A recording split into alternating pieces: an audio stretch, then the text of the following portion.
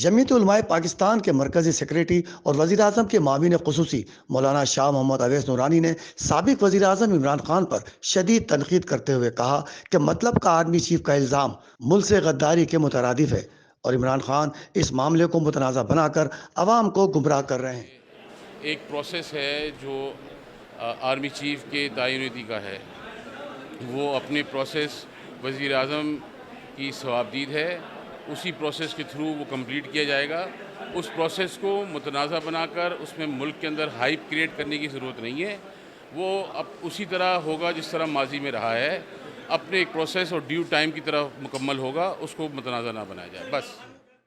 Karachi press club میں press conference سے خطاب کرتے ہوئے ان کا کہنا تھا کہ آرمی چیف کو مقرر کرنا خالصتاً وزیر اعظم کا ثوابدیدی حق ہے، لیکن جان بوجھ کر اسے متنازع بنایا جا رہا ہے۔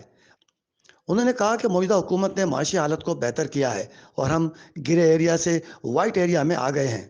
وزیر خزانہ اسحاق ڈار نے معاشی حالات کو بہتر بنایا ہے۔ انشاءاللہ ان کی کوششوں سے ڈالر دوبارہ اپنی سطح پر آ جائے گا۔